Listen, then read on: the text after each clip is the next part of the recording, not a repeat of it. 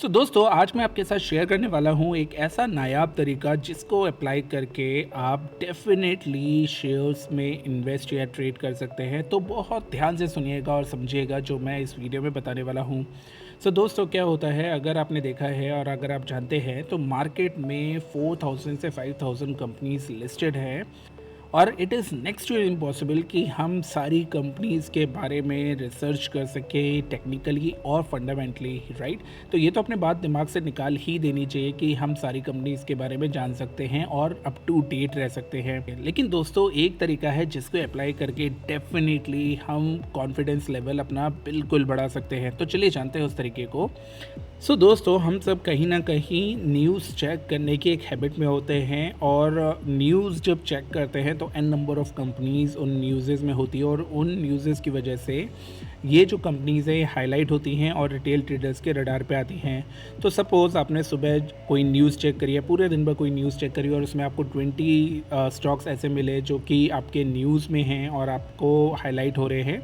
तो कैसे पता लगाएंगे कि इन 20 स्टॉक्स में से कौन सा स्टॉक मोस्ट जेन्युइन है, राइट। गाइज चलिए एक एग्जांपल लेते हैं। सपोज़ आज सुबह मैं न्यूज़ देख रहा था और वहाँ पे मेरे को मालूम चला कि 3 कंपनीज़ जो कि है वॉर्ड विज़र्ड इनोवेशन, जिसका मैंने कभी नाम नहीं सुना था। फिर दूसरी है ब्लैक रोज इंडस्ट्रीज़ लिमिटेड। ये जो कंपनी है इसको मैंने नाम तो सुना था लेकिन I do not I do not have confidence कि मैं इसको टेक्निकली फंडामेंटली अच्छे से जानता हूँ। And the third company is Rupa and company. तो दोस्तों आज ये 3 कंपनी सुबह सुबह मेरे रडार पे आई क्योंकि ये न्यूज़ में थी। अब मेरे को पहला स्टेप ये जानना है कि इन कंपनीज़ में अगर मेरे को इन्वेस्ट करना है या थोड़ा सा मेरे को लॉन्गर टर्म पीरियड के लिए पोजिशनल कोई ट्रेड लेना है तो इन कंपनीज़ में मैं कैसे इस जस्टिफाई कर सकता हूँ या आइडेंटिफाई कर सकता हूँ कि which one is the best. तो दोस्तों इसका सबसे बेहतरीन और सबसे ईजी तरीका मैं आपको बताने वाला हूँ और इसको बहुत ध्यान से देखिएगा और इसको अप्लाई करके डेफिनेटली आपको काफ़ी बेनिफिट मिलने वाला है। चाहे आप फंडामेंटल करते हो या टेक्निकल करते हो, इट डज़ नॉट मैटर, लेकिन डेफिनेटली एक बात फॉर श्योर है, आपका कॉन्फिडेंस लेवल बढ़ने वाला है।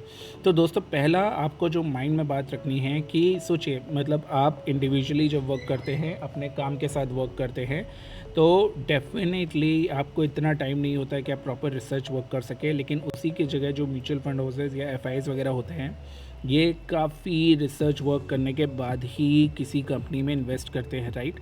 तो हमें अपनी रिसर्च से ज़्यादा इनके रिसर्च पे भरोसा करना चाहिए और डेफिनेटली हमें ये चीज़ मालूम होनी चाहिए कि अगर ये किसी कंपनी में रिसर्च करके पैसा लगा रहे हैं तो वो कंपनी में कोई ना कोई बात तो होगी जो कि शायद हमारे लेवल से काफ़ी ऊपर होगी और उसमें हमें बिलीव होना चाहिए, राइट। तो इसी स्टेप को आगे बढ़ाते हुए हमें क्या करना है दोस्तों, जो ये कंपनी आप देख रहे हैं इन कंपनीज़ को जाके चेक करना है किसी ऐसी वेबसाइट पे जहाँ पे हमें इसका फुल डिस्क्रिप्शन मिल सके कि इसमें एफआईज और डीआईज जो कि म्यूचुअल फंड या कोई फॉरेन इंस्टीट्यूशनल इन्वेस्टर ने इन्वेस्ट किया है कि नहीं किया है। तो चलिए इनको मैं एक लाइव एग्जांपल से आपको सर्च करके दिखाता हूँ।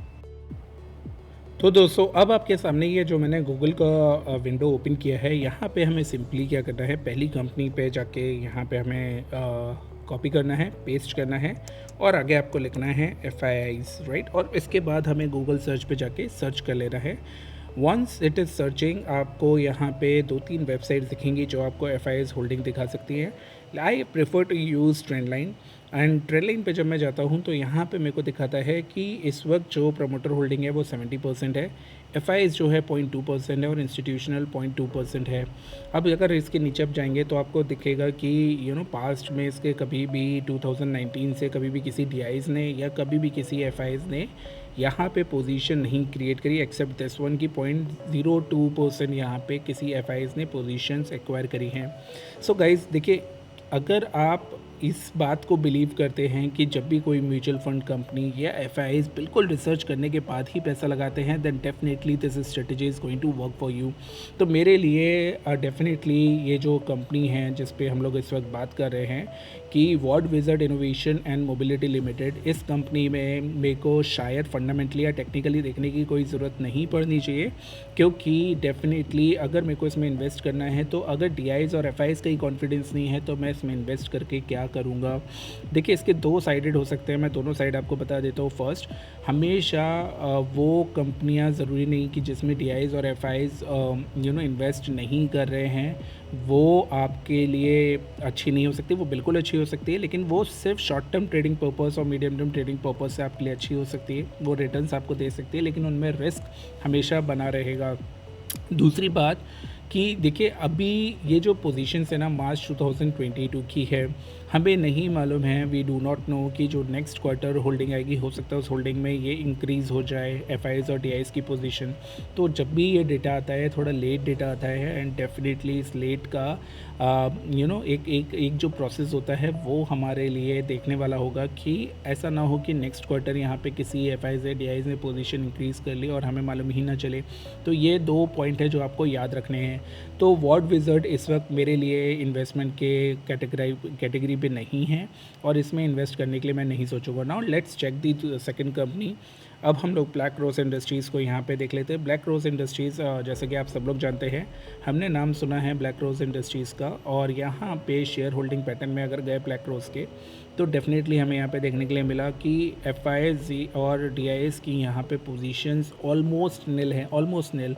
अब सोचिए दोस्तों, किसी भी कंपनी में जो एक केमिकल से रिलेटेड कंपनी है और उसमें भी हमें लास्ट 2 ईयर्स में एफआईज़ डीआईएस की पोजीशन नहीं दिख रही है, तो डेफिनेटली कोई ना कोई तो कंपनी में बात होगी। ऐसा नहीं कि ब्लैक रोज़ ने नहीं परफॉर्म किया, काफ़ी अच्छा परफॉर्म किया, लेकिन स्टिल या तो ये बहुत एक्सपेंसिव है इसलिए इसमें एफआईज़ और डीआईएस का इतना पोजीशन नहीं है, या तो ये सिक्लिकल बिजनेस है जहाँ पे अभी तो कंपनी परफॉर्म कर रही है, लेकिन इस स्टेज पे जहाँ पे कंपनी अभी खड़ी हुई है या जहाँ पे स्टॉक का प्राइस है वो ओवर वैल्यूड है सिक्लिकल स्टॉक्स की वजह से, और यहाँ से कहीं ना कहीं कोई डाउनसाइड आएगी तब कोई एफआईज़ और डीआईएस इसको अंडर वैल्यू कैटेगरी में समझ के बाय कर सकते हैं। हाल फिलहाल के लिए अभी ब्लैक रोज़ और वॉट विज़र्ड ये दोनों कंपनियां मेरे रडार से बाहर हो गई हैं।